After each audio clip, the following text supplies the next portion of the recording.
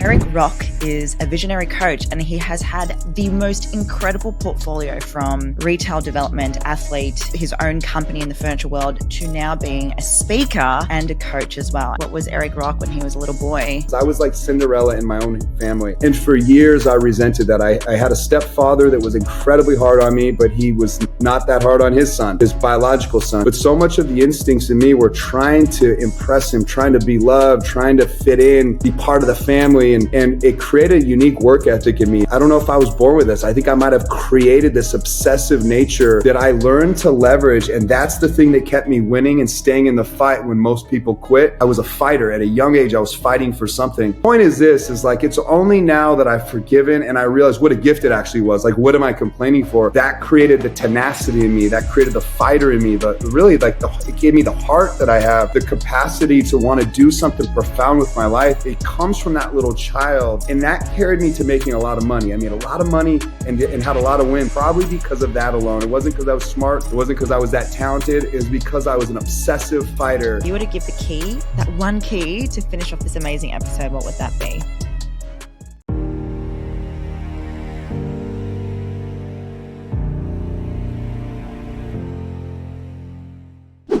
Hello, my queens. Welcome back with Keys to the Queendom. I am your host, Tamara Meyer, and this is a really different way. I'm actually now introducing guest speakers because, one, I just love beginning and having a conversation with them.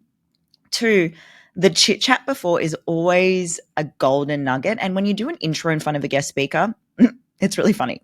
But I wanted to drop this episode in, which is number 92. Can you believe I am 8 episodes away from 100 episodes? Oh my goodness. I'm so happy. I'm a bit emotional about it because I'm actually here in Melbourne now. I'm about to do a guest speaker in person with Stephanie Sanzo, which will be the week after this. And I'm just in awe. You know, I've worked so incredibly hard for where I'm at right now. And it just goes to show that when you put in the work, magic will happen. And yeah, like I just had an incredible interview with Erik Rock, who is going to be sharing his incredible journey on building a personal brand, authenticity, and also how his career evolvement happened.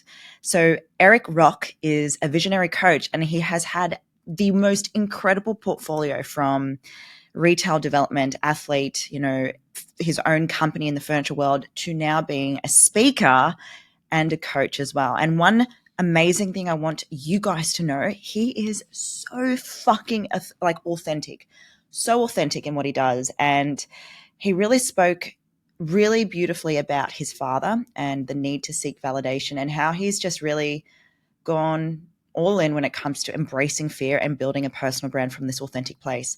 He is so kind. He's so generous. And he is honestly one of the most amazing humans I've virtually met. So if you haven't followed him, please make sure you do. But one big thing I really want to bring in before we dive into this episode is this. Your personal brand is your opportunity to speak your truth. This is where you get to show up authentically as yourself and be a point of difference because of your story, because of your truth. And here's something, Queen, that you need to know right now. You are actually doing a disservice if you are keeping your story in. So it's time for you guys now to really lean into like what it would look like for you to step into this version of yourself, to speak your story, to share your story, and to start showing up every day online, no matter what's going on in your life, and to be of service. Because at the end of the day, this is not about us anymore. It's about the greater good. It's about creating impact. It's about building a legacy and building our empire from this authentic place, which is love. Now, without further ado, I hope you enjoy this episode, Queen, and I look forward to next week's episode. This is episode 92 with Erik Rock. Erik Rock, welcome to Keys to the Queendom, my friend. It's so good to have you here. No, thank you. You've amazing to be here. You were just going, I think you came from the gym and you raced home. It's honestly an honor because, one, we were just talking about being obsessed with what we do. We're entrepreneurs, we're hungry for success, we're hungry to help and serve people. And just the fact that you've made it on this show for myself just goes to show that you are someone that's very giving and very kind and compassionate, and obsessive in what you do. Tell me more about that, because we had a beautiful moment where we spoke about projection and people, feeding into like playing small. And for us, we are obsessed of what you do. So tell us more about the obsession you have and what you're here to do. Yeah, well, thank you for that. And thanks for having me so I'm in North Idaho now. I just came from California and I've traveled probably pretty consistently for like the last 2.5, 3 months.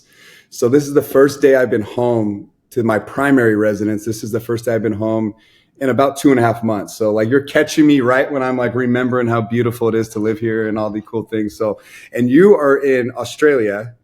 I am in Melbourne. So wow. Yeah, so you're in the future. So this is cool. Yeah, so to meet up, it definitely takes a commitment, but I love committing to people like you.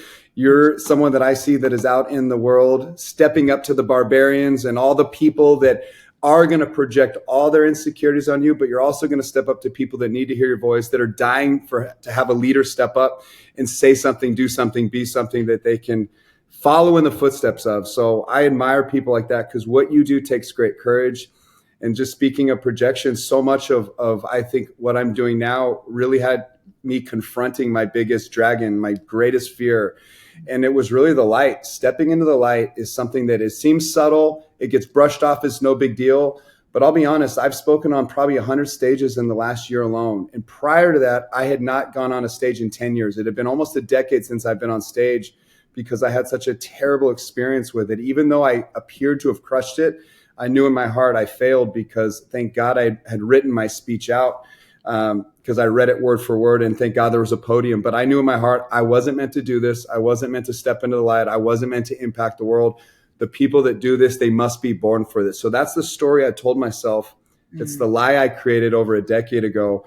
So to be doing this work now, at the core of the whole thing, I'll just start with this whole point. I had to really confront probably my greatest fear, and I think it's probably a lot of your listeners' greatest fear, is this reality that we are so geared and so afraid of what people think that we stay small, we stay unseen, we don't raise our voice. We may do it in meaningless ways like gossip or act like we're doing something that's profound here or there, but really we shy away from the light. And it's one of these things that I'll just slip in there early in the show. This is probably one of the greatest life hacks to moving forward in life. And that's not why people do it that do it. But let me be here to tell you, this is probably one of the biggest secrets to life. And if you study the best in the world, the best in class, all of them have been performing in the light for their entire careers. The Warren Buffetts, the Walt Disneys, the Steve Jobs. It doesn't matter what industry it's in, whether you're an athlete or celebrity, you have got to be consistent with stepping the light, knowing that people are going to talk shit about you. They're going to throw mud at you. They're going to gossip about you. And that fear that we have, the second we even hear it, it'll freeze us. It'll absolutely paralyze us. Nobody's immune to it. And this is one of these unique things that I've stumbled upon. People's projections will literally have us slaves the rest of our lives. So this is me battling with it as I do this podcast, as I force myself and systematize stages around the world. This is my commitment to doing the work that I'm actually most afraid of. And where it's led me is to God. It literally has led me to the best version of myself who's ready to die. If I have to die, I kind of felt like I left it all on the table. So it's humbling just because to bring forward your fears and still embracing it, it's a big thing, leaning into it and doing it. And thank you for being here. The projection thing is a thing that comes up a lot around my queens at the moment. But just to hear from someone like yourself who's built this incredible empire, and we're going to go through a bit of your story in a second, but it's humbling to hear that we still are able to witness yourself who have fears and you're still able to, project that and speak about that. So I really appreciate that. And we have a bit of I'm going to say a relatable story, similar story. Like you've come from an interesting upbringing as well. I think that's why you and I connected on Instagram. But for the listeners who may not know what your story is, what was your life growing up like? What was Erik Rock when he was a little boy? What did he experience? What did he traverse through? Yeah, I think some of the most amazing people I've ever met, ones that have great energies and great auras, there's always been something that I feel when I'm around those types of people. And at the core of some of the best people I've ever met is always a story of pain that somehow is transferred into purpose. Those are the people that I seek out now. Those are the people that I want to invest in. Those are the people that really, I think, leave a profound mark on this world. And I would have never thought my story was that unique in that it wasn't like it could have been way worse. But as a child, I was dying to be seen. I was a child of a single mother. My biological father split from my mom when she was pregnant with me. And I think she was basically a teenager, 19 years old. So coming into the world with no father had a profound effect on how I communicate, how I see the world, how I talk. It really is. I can trace so many things back to that child that is still inside me. And now that I do this work, I'm so aware of people when I talk to them that there's a little girl inside you. There's a little boy inside that guy. There's a little girl over here, here, here. Everywhere I go, I see a little boy or a little child inside a person. And the thing that's interesting is if you can figure out how to speak to that person, that kid, that child, the one that needs to be healed, the ones that needs to forgive, the one that needs to be forgiven, whatever it is, whatever the issue is, like likely that's where the greatest breakthroughs can happen. And usually it's the people that have found a way to heal that child's problem that have the greatest impacts in the world. But I'll be honest in saying so much of the momentum and the wins my whole life came from leveraging that little kid who was all fucked up in the head. It was hard. My existence was hard for me. Now, it could have been worse. I could have been raped as a little boy. There could have been a slave as a child. But the truth of my reality was I was like Cinderella in my own family. And for years, I resented that. I had a stepfather that was incredibly hard on me, but he was not that hard on his son, his biological son. He was a year older than me. My parents, my stepdad, who became my dad, and now I highly respect. But at the time, I get why you might not have instantly, had that bond with the stepchild that you did with your own kid. But for me, I was just seeking that father. Like I didn't know it. I wouldn't have described it. But so much of the instincts in me were trying to impress him, trying to be loved, trying to fit in, be part of the family. And it created a unique work ethic in me, a very, very, I don't know if I was born with this. I think I might have created this obsessive nature that I learned to leverage. And that's the thing that kept me winning and staying in the fight when most people quit. I was leveraging that deep pain. And it was true. My reality as Cinderella in our family was so unique. I had a little sister that was born who was like 10 years younger than me, who was like the angel of the family, an older brother who was my stepbrother, who was my dad's son. And then there's me. And that harsh reality that I always kind of describe Cinderella as like for so many years, I resented it. I had all these chips on my shoulder that made me want to say, fuck you to everyone. It kept me fighting. I was a fighter at a young age. I was fighting for something. And it's only like now I just softened the blow with all this harsh talk now. But the reality is like, Cinderella was beautiful. She had a lot of grace. All the animals loved her.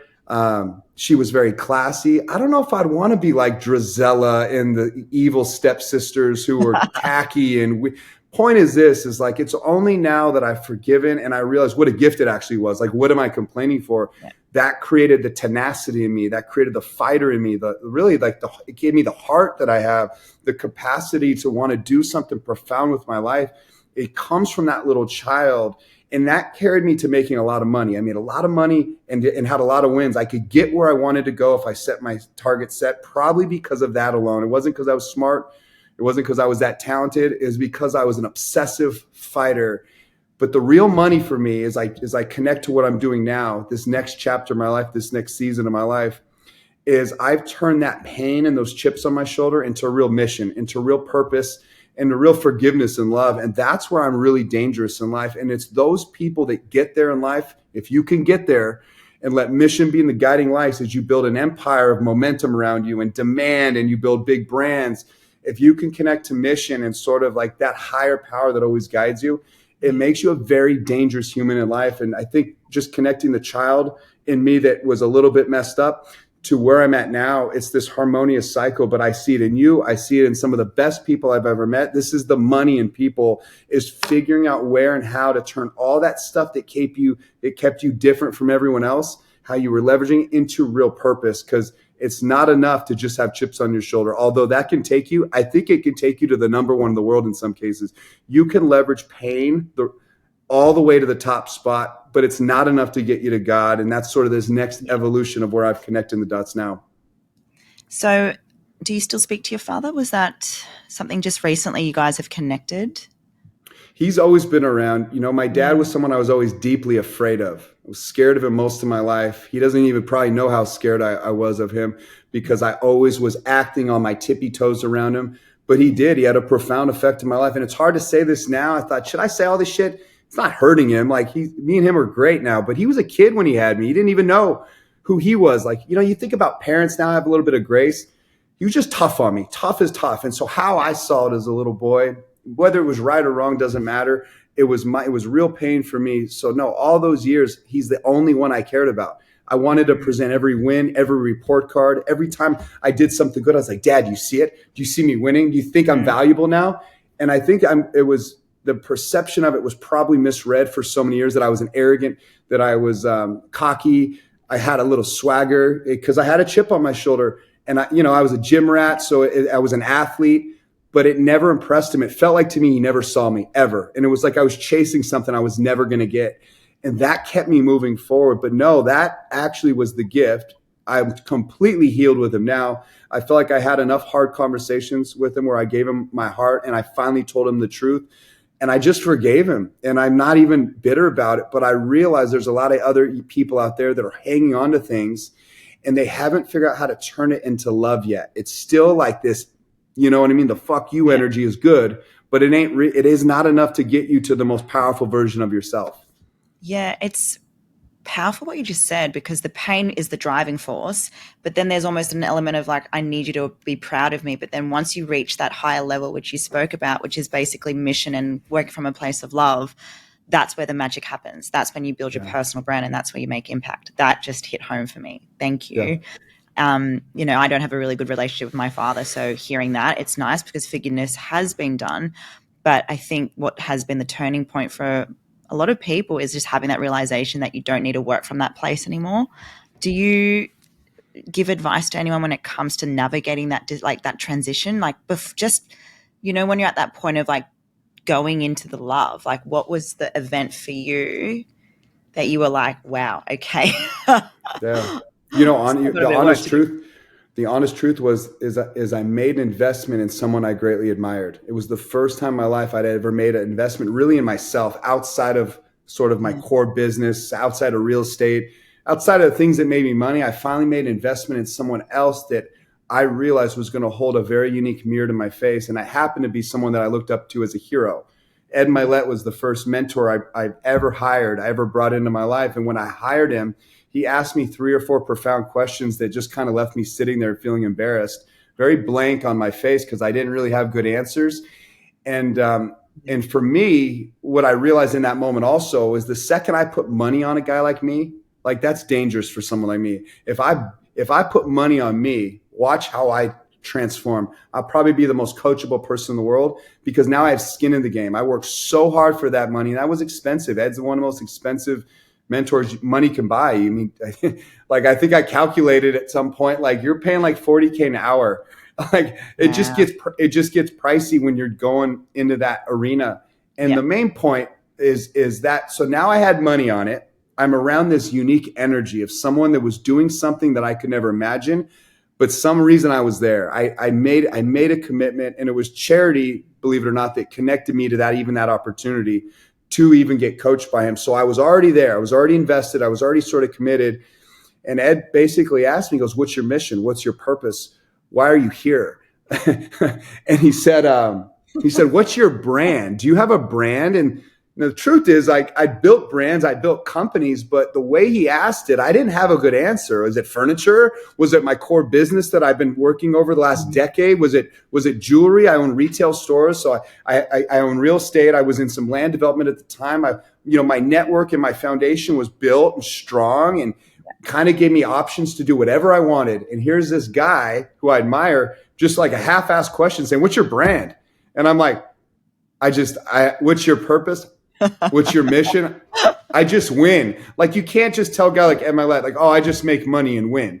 Yeah. Like so it hit me hard, and it really started getting me to dig deep. And where I connected was that sort of that reality, that mirror that I needed at that point in my life. I'd started connecting it to all the most powerful things that ever happened to me, all my deepest emotions, all my greatest fears, especially my greatest fears. I was afraid of death. My grandma had passed away and that had really rocked my world a few years earlier. I don't know why, but I started obsessing over what does my life mean and what is the point of all this. It really was kind of earth shattering because for so long I put death so far out in the future and I just worked my ass off. I was always a workhorse. So that really helped me bring that to the surface. And I started pursuing scary things very quickly that mimic the guy I just invested in. I said, well, if I'm here, I'm just going to do what you do. I'm going to literally build a foundation around similar things and force myself into the light. At first, really not knowing what I was really after, in all honesty, just knowing I needed to do something scary and bold. And that brought me to that little child who was so afraid of the light. But the reason he was like you there was probably for the wrong reasons. It was probably just to be seen for the sake of being seen, because I was there to prove everyone that I made it. So fuck all you motherfuckers. Like that is literally what drove me my whole life is I'm going to win and you're going to watch me win because no one believed in me. Like I was just was my reality. It was my energy. And that made me confront all that. And I realized none of that will get me over the edge of my insecurities. I have to hold on to something more because my insecurities are going to stop me every time. Even when I post on social media, I hate it. Like I'm always like, don't do it. Grandma's going to think you're arrogant. Like I have these insecurities that people are going to think my energy is tacky and, but I'm also a business guy. I realize what breaks the algorithm, what's going to stop the scroll and get people to back up and zoom in. Like I'm not dumb. If I'm going to do this, I'm going to do it with heart conviction, but I'm also smart. But it's sort of that fear that historically would have stopped me dead in my tracks. I wouldn't have done it. But what helps me now is mission. So I know there's a little boy out there that I might help. There may be one guy out there that I save his life because he didn't realize he has cancer. And now I'm working with him and he just got a blood test that he would have never gotten because of me. Like somehow even dumb stuff like that, like that happened. Little dumb things can change someone's life. And that gives me fulfillment that money never gave me. And that's what I'm hooked on now. The ROI of everything I'm doing is not money. The return on the investment I want now, because I don't need money. I got my life the way I want it. It's a passive lifestyle. I could keep growing it if I want. What I'm after now is impact. And it's that impact that fuels the ROI. That's now what I've realized I'm going to dedicate the rest of my life for. And the second you find purpose, it softens the fear of death. It allows me to know that if I got it, cancer, I'm going to turn this into the most heroic story to right to my deathbed. And I'm going to speak to all those Erik Rocks out there that feel alone, that feel unseen, that are dying for something, for someone like me to step in their life. And maybe I could be like Ed Milet to a bunch of people. I don't know. But somehow that makes me feel like I did my work on this planet. I did God's work while I was here. And now I can get to the end and say, I left it all on the table. So I'm happy. And I lived in my highest and best use. Like physically, I embody like a rock solid, disciplined human. Like I am what I preach. I live and die this way. Like this is who the fuck I am. I feel so proud of that I no longer have to pretend I'm someone I'm not. I don't have to curate my words. I just give it how it is. And it works. It works really in profound ways. But those insecurities historically would stop me. Queen, how often have you said, I spent my whole life studying, I've been to school my whole life, and I've actually learned nothing that teaches me the tools and strategies to build a successful business in the outside world. You've probably spent thousands of dollars on courses, or you've heard fake news from business gurus. Well, I'm here to give this incredible news to everyone here right now that this is Queen Stream University. Get out of debt and actually start making money in the online space, knowing and having the foundations to build a successful business. Now I'm talking because I have gone through the trenches. I have been a fitness coach, built my online business as a pro athlete, and now I am a business coach. You'll go from having absolutely no idea what your business is through in the 8 weeks, learn the foundations of knowing what your purpose is, your vision and mission, and also understanding your business values with the execution to know what that business is. You'll also learn branding, social media, content strategy, marketing, and more importantly, how to sell. With Queen Stream University, it'll cut out the bullshit and remove all the fluff and get you working specifically on your business so you can execute this in 8 weeks to get ready to launch. I wanted you to have something where you get to access something straight away, where you get to fast track your growth, as well as remove any doubt, any overwhelming sensation or stress, or the question that everyone seems to ask, where do I begin? With Queerstream University, you'll be able to build wealth, freedom, and at the end of the day, be an entrepreneur and be able to say, I have finally built my own thing, my own business. And I've stopped making money for someone else, and I'm now making money for my own empire. Queerstream University.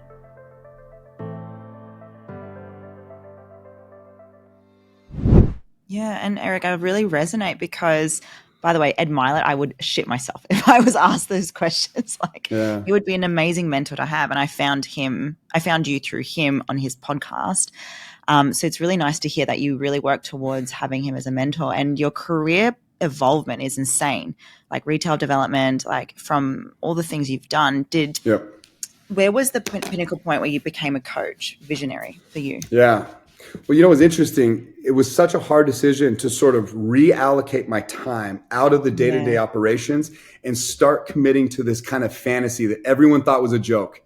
Even me, I question it. There would be so many days like, what? This takes so much. Anytime I've ever done anything, it always takes 10 times more resources, 10 times more money, and 10 times more time than I originally thought it was going to. And it's just the way it works. If you think it's going to take X, it's going to take 10X. It just is. So the second I start investing all this time and money and energy, it started with a podcast. And then I'm like, well, let me do the whole infrastructure of what the people I admire doing in this personal development space, where impact was clearly the lane that I was going in, was in this space. I was a great leader. I was young. I had charisma. I had a lot of energy. It was clear I had to build this personal brand that was going to sort of be the pinnacle to all my other companies, all the other, even future companies that have not been created yet. No longer are those leading the way. Now it's personal brand that is the spearhead, and all the foundation behind it. I feed anything I want through my mission, my message, my heart, my story, through all of it, through fitness, all the domains of life, relationships. I love to go wide when I coach. I love it. And I think I've earned the right. Many people stay in a narrow lane. I love to talk about all the things, but that sort of unique pinpoint is what feeds this wide base that now I can cover all these companies and I can build culture and I can build it. So it makes sense business-wise, number one. But at first you don't see that. At first you see yourself as your time being traded for something that you don't necessarily know if the ROI makes sense. And who's going to do something that just bleeds money?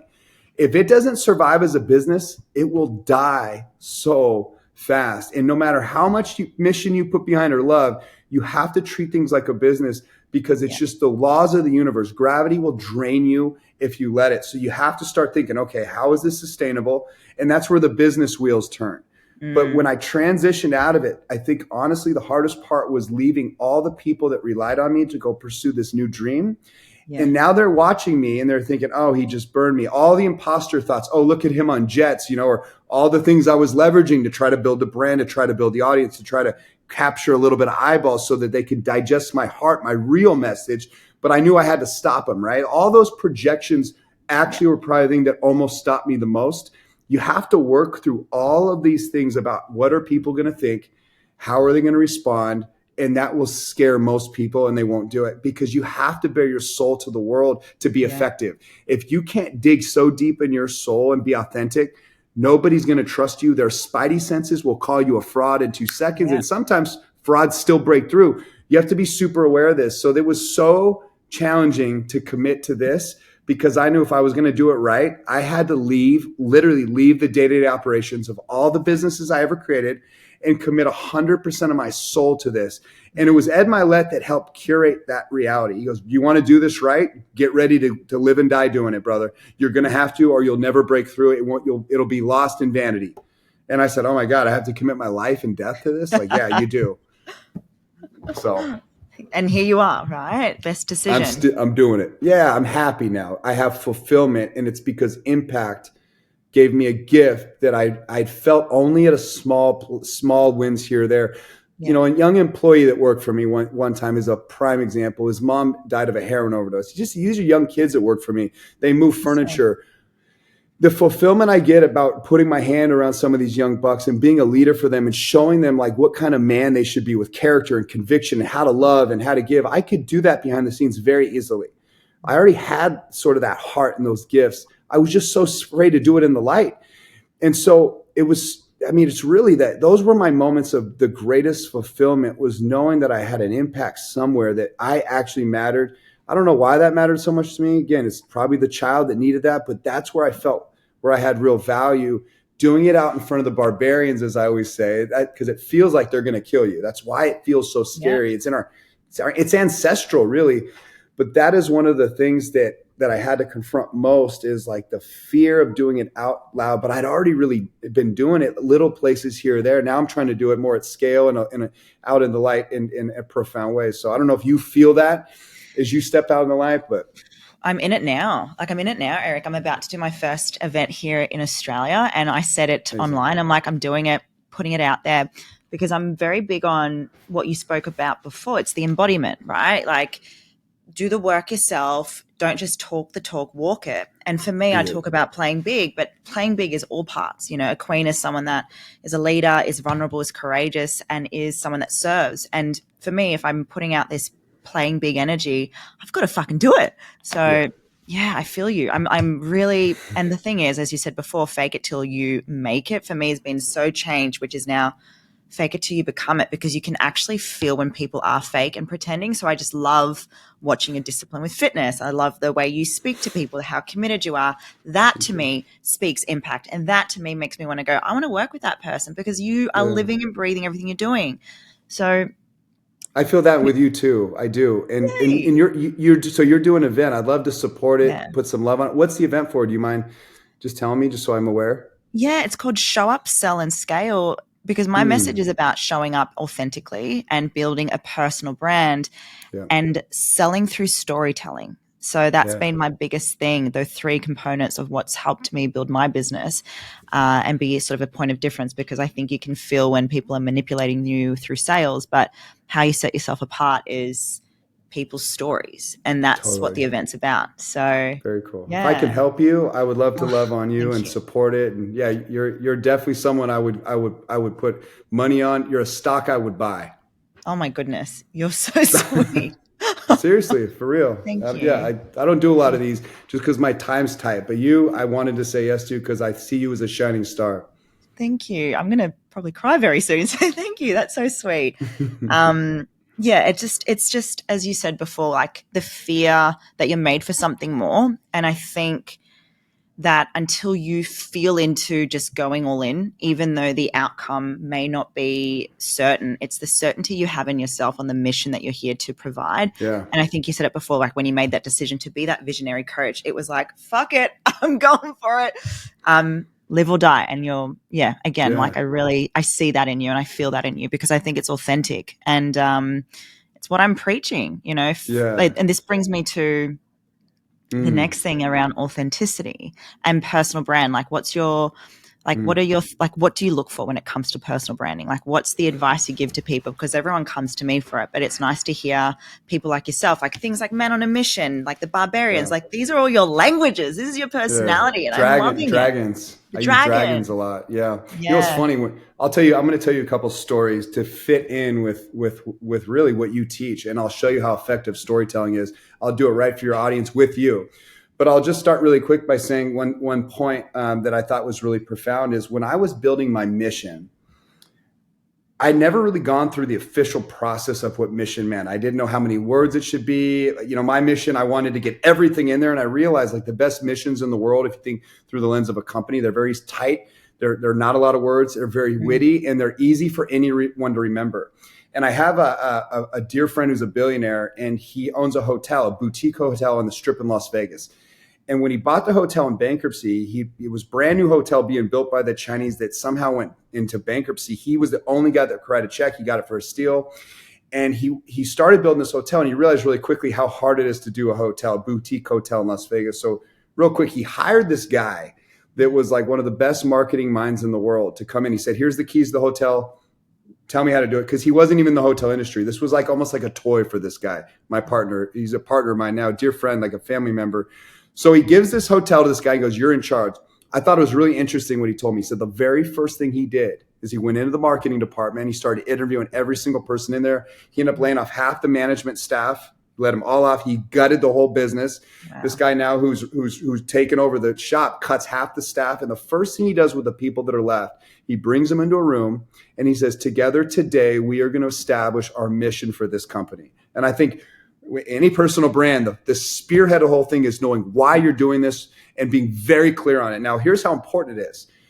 They, as a group, came up with the mission of what this hotel was going to be about in Las Vegas. And from there, the management's job was to go teach every employee in the hotel all the way down to the janitor. They had 1 week to ingrain it in their heads. And on top of that, they were going to challenge the people to think about what their own personal mission in life is. Now, this, out of everywhere you could start in a hotel to build a brand, they start with mission. This hit me really good because I was already in the building of man on a mission, right? It was in the name of my company. It was in the name of my coaching groups, my in-person, my events, my mastermind that I do, my podcast. So I already had it, but I didn't know what mission was. Even though it was in the title, I never really understood it to its core. And so he told me that, and he said what they did is the guy went in and did a secret audit with secret shoppers. And he would go up to a janitor, someone random, and say, hey, what's your mission of your company? And the whole key was, will every employee be able to remember it, recite it right off their lips? Yeah. And so in the process of hearing out of all the things the best in the world do, it started clicking to me. I thought, well, what's Walt Disney, who's someone that I greatly admire? Walt Disney, not the company, Walt Disney, the man who passed away in the 1950s. Walt Disney's whole mission was to transform the world through storytelling, similar to what you teach, right? Very powerful. I just realized how simple mission actually is. It doesn't need to be complex. And when I started getting my mission together, I had a unique idea. I thought, could my mission be a visual representation? Meaning, could it be a picture? Could the picture be my mission? And one of the things I realized even at that point in my life was I love this whole idea of me stepping up to my scariest dragons, the ones I'm most afraid of, the ones with the fangs and the poisonous mouth. Being able to step up to that with courage is what I was trying to embody in the heart and soul of my mission. But I knew where I wanted it to affect. I wanted it to affect children. I wanted the byproduct of my mission to help innocence, to help protect innocence. Yeah. It was hard though. I couldn't say it all in my mission. So I realized, oh, wow, that's what vision is for. So you have a mission, and you have a vision.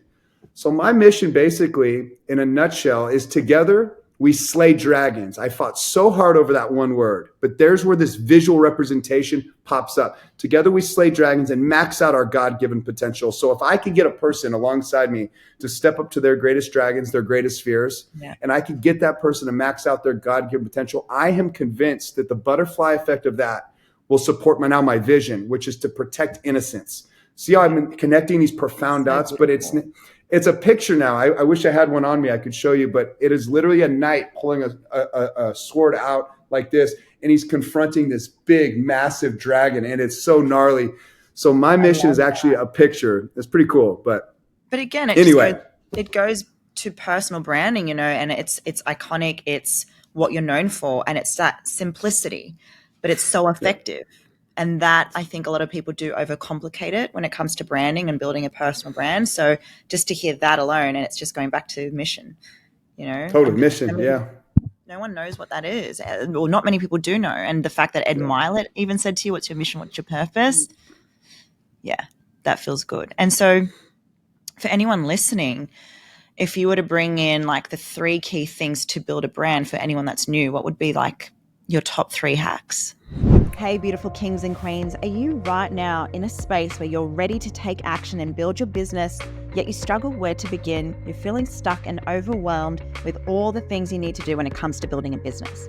Build the business of your dreams in the online space and be in the arena of all the incredible, great humans out there that are building 7 to 8 figure businesses. Now, the foundations that I truly believe in that you are going to learn through this membership is sales, marketing, content creation, social media, money mindset, and of course, branding. Now, all of this will be accessible for you to be learning what is currently hot right now in the market and how you can create your own business and build a successful business in the online space.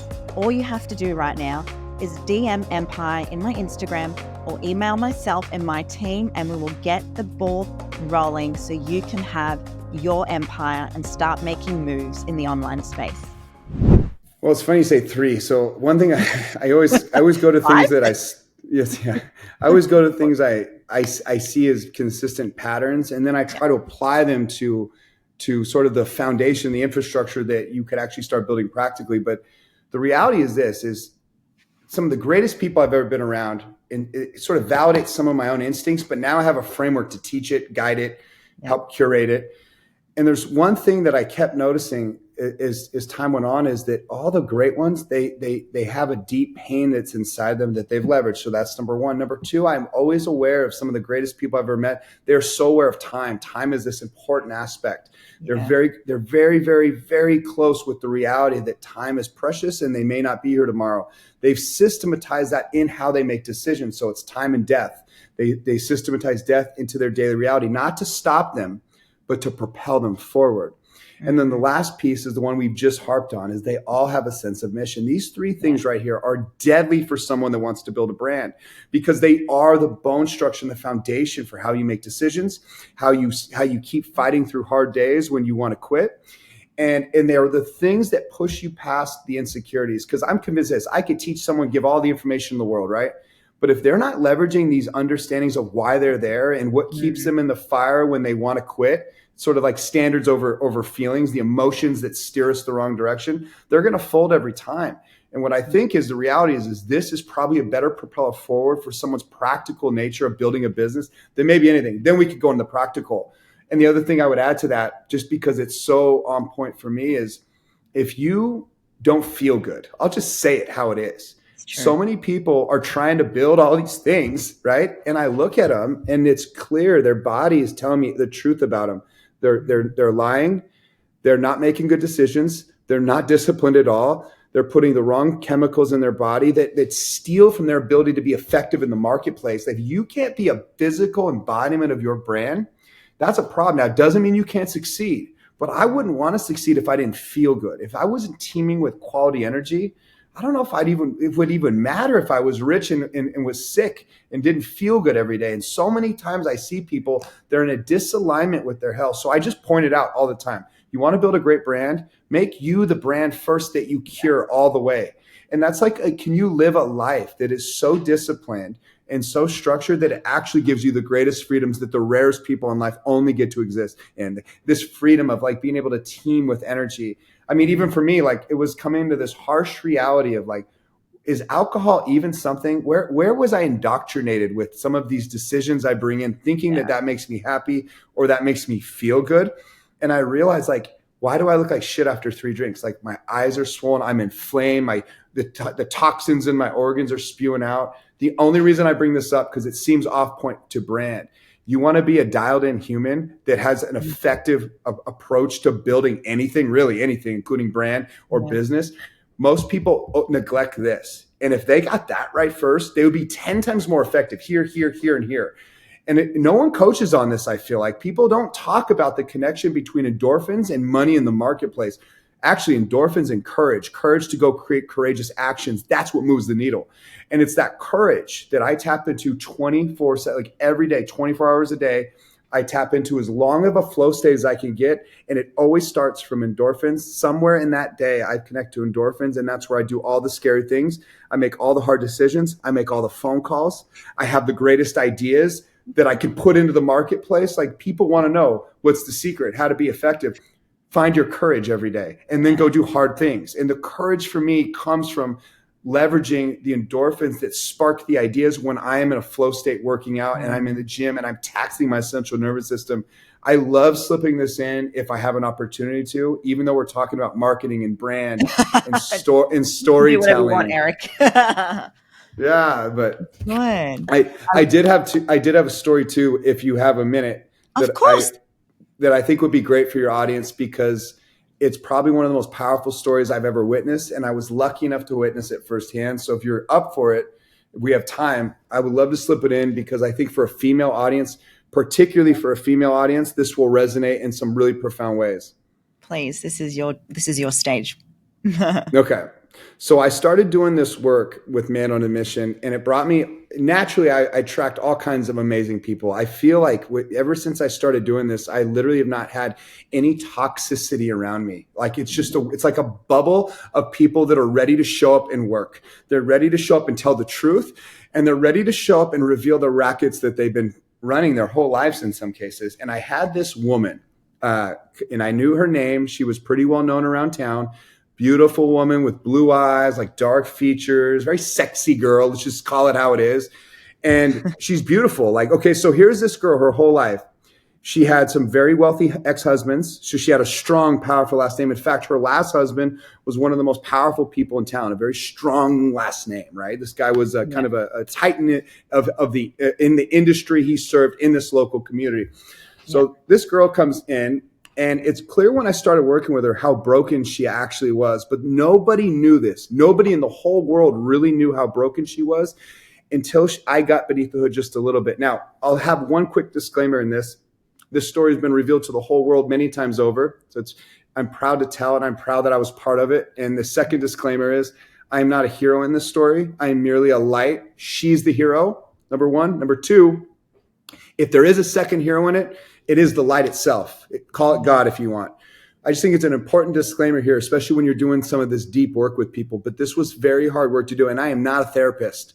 I help people perform better. I help people slay dragons, do scary things. I help people make money. I help people build a body they can be proud of and become a parent, a father, or a mother they're proud of. Like, I help you win in life. But, some of this deep work, I just go with my instincts. But I really want to be clear on this. So this girl comes to me, and as you start peeling back the unique layers to her, you realize everything about her is a facade. She had to live this perfect life and be perfect for all these powerful men. She had to live this glamorous lifestyle with the right purse and the right lip size and the right breast size and all the things, right? She's very beautiful. Like she always presented herself as that way into the marketplace. And, the big diamonds and the jewelry and the Rolexes, the solid gold Rolex, the whole nine. It just keeps going and going. And, the pressure that a woman like that feels, sometimes you think she has it so good. And you don't realize until you get beneath the hood that she is literally dying inside, almost suicidal, like almost to a point when she can't handle more. You don't know how bad someone's reality is. Just because they have nice things does not mean they're happy. Yeah. And when I got beneath the hood of this girl, her last marriage had fallen apart. She had kids with 3 different men, and they're all powerful men. She just seemed to attract strong men that didn't necessarily treat her the best. Okay. In many cases, everything she knew about what a high value man was probably actually wrong based on how she was treated. But it's interesting, you get into this cycle and this trap. You don't know your value, you don't know your worth, and it's very easy to sort of be manipulated through life by narcissism. And there's so many cool things to talk about on this subject, by the way, for women. But what she did was try to be loved by looking a certain way. Now, as you age as a woman, the clock's on, the pressure's on.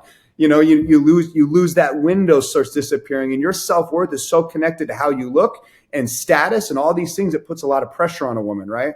Yeah. Well, she started getting really sick, and after 2 years of battling an odd sickness that no one could really figure out, it really got bad in year 2. I think it was year 2, year 1.5, if you will. But she ended up finally finding a doctor that was able to source where she was sick and why she was so sick. And it was breast implant poisoning. She literally had breast implant poisoning and was killing her in real time. It had caused all these problems and her massive inflammation everywhere. She was miserable right at the time her marriage is failing. And she's hanging out with all the wrong people, partiers, drinkers, people that are just dragging her down this world. And then she gets this catastrophic divorce. Now, by all outward appearances, nobody knows she's broken because she is still somehow holding it together. She gets the breast implants removed. She heals herself. She's on her healing journey now. But in that divorce, it led her to some of the most toxic environments and relationships she's ever been in. And she started like Jack and Jill tumbling down the hill. There she fell. And that's about when I found her. But it still looked good from the outside. I would have never known that under the hood is someone that's this close to breaking. My only instinct when I started getting near the truth, and this is just what my instinct was, it could have been right or wrong, was somehow I realized the only way to heal her was to get her into the light. She had to go tell her the truth to the world. That was Wow. my only instinct that I had, is somehow I have to be a guiding force and help lead her to the light. Just like I went to the light, which I think healed me, that scary dragon we were all so afraid of. So what I did through Man on a Mission, we started working her all the way to her greatest power, which is vulnerable, in the light, in the arena, on stage, in front of the whole world to see. And somehow I knew if we could work her way there, we'd figure the rest out. I just knew it. I don't know how I knew it, but I knew that that was the secret sauce that this girl needed, this particular girl. So we start this process of, she's going to tell this truth. She's going to go out to the barbarians and bare her soul. Now, during this time, she had some money. Okay. She's well off. She started a company where she sells hormones, where she helps telehealth, helps people who are not feeling good, who are going through issues like she used to have, because she'd healed herself physically. She was on now the spiritual and mental journey of health, but she physically healed herself. And that inspiration led her to wanting to do telemedicine, to make access for more women with their thyroid issues or all the things, right? Wow. Vitamin deficiencies. So she starts this company. And this is the part that I love, is she's got this company and she's building a brand, right? Here she is. All this stuff, you're going to see how it gels together so beautifully. So we finally get her to the stage. We create these environments with Man on a Mission where we give people opportunity in our community to do like a TED Talk, where there's a whole audience. We record it. We film it. It's your chance to shine. And it's really professional. It's on stage. It's a beautiful backdrop. It's on Lake Coeur d'Alene. It's all the glitz and the glamour. It's your moment. And we encourage people to do that are part of our community. Step in the light. Tell your story. Proclaim like the thing that is going to set your soul free. Speak to that little girl that's inside you. And as I coached her up to that point, she'd have breakdowns where she can't do it. She's ripping her speech up. She goes, Erik, I can't do it. And the whole time I knew what she was doing. She's making this speech so every word is perfect, so everyone sees her the way she wants them to be seen. Even on the bad stuff. Can I project the bad stuff in a way that doesn't make me look too bad, but maybe will make people feel sorry for me? What a racket, right? Wow. It's okay though. She works her way to the stage. And somehow I knew it was going to happen. There was going to be a magical moment. But that morning she calls me. She goes, Erik, I can't do it. She's crying. She's in tears. I say, just go to the gym. Every time someone's in an emotional state, I say, go get endorphins, and then we'll make decisions and talk. So she goes to the gym that morning, the morning of her speech. She calls me. She goes, I feel better. I was like, I know you do. You feel better. You are going to slay. You have to do this, Brittany. Like this is the way to get your freedom back. And she's never told her story before. She's never told her story ever to anybody. So she goes to the stage. I'm sitting in the audience and I'm watching her. I'm so proud that she's up there. I can see she's shaking bad. She starts with this speech. And the second she starts, I go, I'm just not impressed. But then it happened. Like the moment it finally happened, she takes this deep breath and she goes, I can't do this. And she like breaks down crying. She rips it up. She throws it in the trash and she proceeds to pour her heart out about all the shit she's been through, all the lies she told, all the manipulation she was part of, all the abuse she had. The abuse she had was profound. All the toxic behavior she leaned on, and the alcohol and the trying to be perfect for everyone. She laid the whole thing out. What I saw happening right in front of me, like this is so profound. This is so good for your audience to hear this story. What I saw happening in front of me was her realizing as she revealed the racket to this audience, feeling like she was slowly undressing in front of everyone, like she's standing there naked in front of all the barbarians.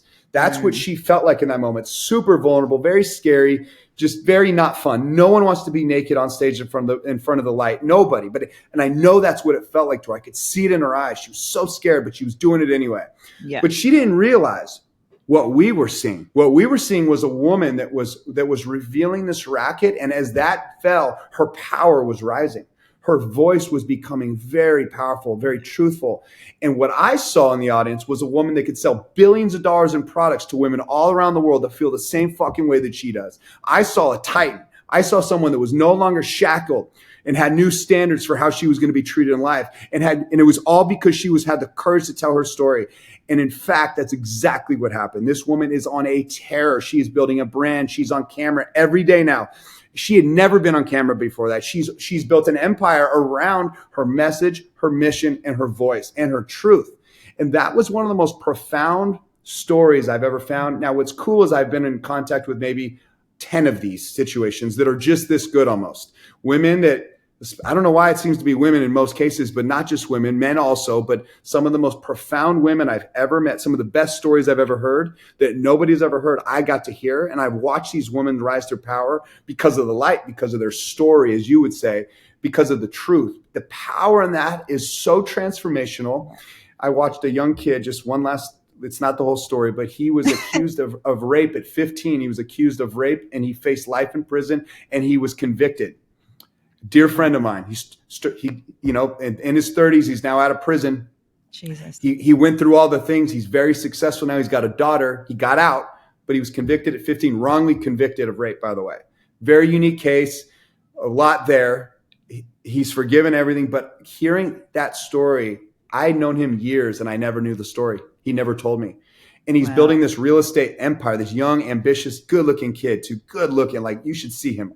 Like, he's so good looking. And he has so much charisma. He's got a great voice. He's never told his story because he's been so afraid of what people are going to think. I was like, brother, you want to build $1 billion fucking brand?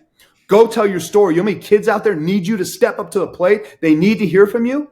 People don't get where the money's at in life. It's right here. I honestly think, and really fucking just want to say thank you, because that's what a lot of women are afraid to do. It's the judgment comparison.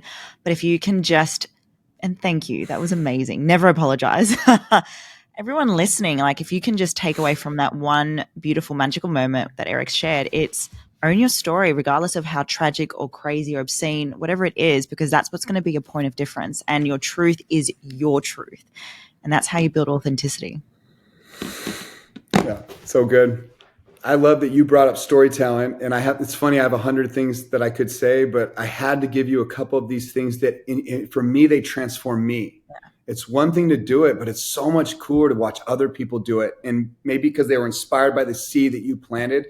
What a gift to be able to be a teacher in life, a giver away of great energy. And this is how we fight evil. My opinion is the butterfly effect of the work you're doing and the work I'm doing is what keeps the world going around. This is how we fight evil. You want to go fight it? Then don't be mad at Fox News on the TV. Get off your ass and go do something. Go help somebody. So many people just talk. They blab their mouth. They're complaining about politics or what they don't like. They're not controlling their own ecosystem, their own environment, their own economy. And I'm like, no, you can do something. You could go help one person today, 2 people, 3 people. The butterfly effect of even 3 people may be thousands. What if it's millions? What if you inspire Erik Rock that goes on to the biggest stages in the world and literally grips people the way Ed Milet and Tony Robbins did? What if I inspire that in some next kid in the next generation? Like, you need people like this to keep the world going around. And that's what I realized. This whole concept of I see something in society I don't like and I'm going to turn my cheek. No, say something. Stand up and say something. Like, do something. Like, when good men do nothing, society starts to crumble. And I'm convinced that that's probably deep down in me, something I started noticing as men seem to be becoming weaker. They're playing the wrong roles. This whole thing's weird. I just want to step up for truth and find my voice and power so that I can help fight the things that I think are hurting children. Like, to me, that is the most harmonious way in my life to create fulfillment. And what it's done is it's not brought me to trauma in a way that I can't handle it. It's brought me to love in the way that I can handle it. Like, love is one of the most powerful emotions to be near, really be near it. And that's what it's brought me to. Like, what a gift all this is. Like, there's no toxicness about going after impact, or you think, oh, I'm going to, instead of being mad at the TV, taking that frustration out, I'm going to go help people. Like, it brings you to love. And it's almost like you forget that all these people that are arguing all the time, like, what, they're just wasting their time. It's all for show. It's like, what a racket they're running too. You know what I mean? Kind of? I don't know. Yep. No, I get it. I found a post recently, but it was what I posted 10 years ago. And it was just what you said before. And it was me saying and expressing my story about me being homeless. I posted it 10 years ago and it popped up in Facebook memories. And it just goes to show the difference of me 10 years ago versus now was there was still pain there. Yet what's been changed, it's not about talking about my story, about me and validation. It's here to share my story to impact and help other people. So I just want to end that on that note, because when you make it about others and to be on mission to serve, that's when the magic starts to happen. Erik, before we finish off, I always finish this episode with this one question. And that is, if you were to give the key to the beautiful listeners, that one piece of advice, which you've dropped so many truth, amazing advice, that one key to finish off this amazing episode, what would that be? Well, I think in spirit of everything I said, and in connection with the thing that I have a lot of clarity on now. I was on stage in Mexico this last week, and it hit me. It was this odd moment that hit me. I was about to start talking. I had this Batter's Box song that came on. It was Dead and Gone by T.I. And I was about to start talking about this song. I was like, man, there's been so many old versions of me that I've murdered, that I've killed. Like, what a great song to play for me to walk out, I guess. And I was about to sort of like just break the ice with something. I never say the same speech twice. I've never done the same thing, even close twice. It's always from the heart. I always go weird rabbit holes. It's just the way I speak. And it hit me in this moment. It was so dead silent when the music stopped. And I felt like everyone was holding their breath. And I'm sitting there staring at all these people. I'm just kind of going, and I work my eyes through everyone. I'm so powerful on stage now, even though I'm really afraid. I'm very scared on stage. I always have been, always will. I just know how to live in it now. I know how to own the fear. Yeah. And it takes me a while to flip the adrenaline around. So I have this moment. I'm walking through all these eyes with my eyes. And I feel a pen drop in the back of the room. It's like something fell, and it kind of felt like a shockwave of energy hit my heart through that pen dropping. That's how silent and powerful the energy in that room was, that even a slight disruption felt like a little earthquake. Wow. And it was in that moment when it became clear, right in that moment. And I said it just came out. It was such a harsh truth. I said, what an unfair advantage I have over all of you. And I just let it sit, and I just kept walking and staring at them. And they're digesting this harsh truth that I have this unique, unfair advantage over all of you right now. And it's because I built a life in the light. And it was just this profound moment of realizing, like, man, you know how many people are never going to do this? They're never going to do it. 99.99% of people are never going to have the courage to do this type of work. And if you can do this type of work, it is such a life hack. It is such a gateway to a different version of you. It's such a unique level of accountability that sits on your soul. It's so taxing to how you operate your life, because now you have the burden of being all talk and no action. You have all these eyeballs watching you. And that fear alone is what paralyzes so many people. But it's that fear that I'm willing to step into that gives me this insanely unfair advantage over you. As long as I don't quit, as long as I'm willing to do this for the rest of my life with heart, soul, and conviction, and I'm willing to bleed in every room I walk into, and I really care, like, these are the secret sauces to making that make sense. Because getting in front of people doesn't do anything if there's not the right sauce behind it. But it's that unfair advantage that I realized in that moment, and it all clicked. I just flashed through all the greatest leaders that have ever been on the world. Mother Teresa, all the way, every person who's left an impact on the world, all of them were in the light. Every single one of them served, and they built an empire around it. Every one of them, whether you're a celebrity, an athlete, entertainer, whatever you do, whatever arena that you serve on, you are in the arena. The spotlight's on you, and there's all the critics. There they are. And you need the critics. They're part of the algorithm. And that algorithm has nothing to do with social media. It has been around since the beginning of freedom. Wherever freedom has existed, where you can pursue something and start from nowhere, you could be homeless, and you could go all the way to being a powerful woman that impacts the world in countless ways. Wherever that existed, there is an algorithm, and you have to learn how to break it. And it's in that moment I realized this is how you break it. You commit your life to this. This is not about like a goal. This is identity. I'm going to do this till I die. I'm never going to be afraid. And my gift to you guys is mission is the gateway to do it. Because if I know I'm talking to Erik Rock when I was a little kid, Erik Rock when I was 12, 16, 17, 18, 21, 22, that's all I need to believe that there's one kid out there that needs to hear my story. It's enough to put me in the light for the rest of my life and build a whole brand around it. That is sort of the connection to that moment that I had, but it is a massive unfair advantage. Thank you. Honestly, thank you. It's just made me realize more and more that I'm doing exactly what I'm meant to be doing. 100%. Seriously, you're an absolute superhero. You're a king, and I really appreciate you being here for myself and for the queens listening. This is Keys to the Queendom. Make sure you guys follow Erik Rock. He is an absolute legend, man on a mission. Thank you so much for being here, legend. No, you're welcome. Thank you for having me. And can I get something for my audience too? Yeah. Okay. We're gonna smile so here. Sweet. I have to. No. It's part of the deal. When you commit, you got to get it every time. Thank you so much. You're an angel, and however I can serve you from now in the future, I love to commit to people that my heart speaks to. You speak to my heart. I speak to your heart. Like, we could build this together. Part of the other thing, that, just to slip this in there, is the power of collaboration has been a game changer in my life. Like, you don't need to do it alone. Like, so many people want to help you, and dig into that, you guys. Whoever's listening, learn how to collab. People are so like they freeze into this.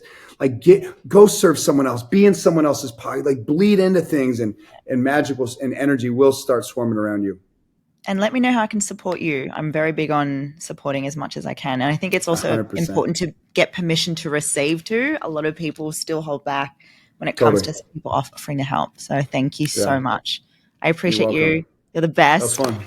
It was so much fun.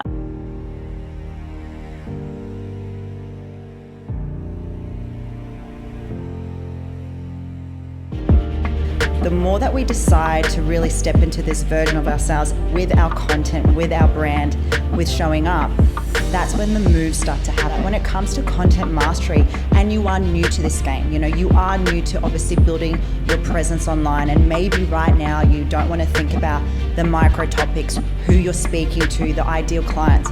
Start with collaboration. And I think it's really important that you make that decision, that certainty, to start thinking about how can I start being seen in front of different people each and every day. So the first piece to content mastery is being able to make those decisions to collaborate, to speak to someone new.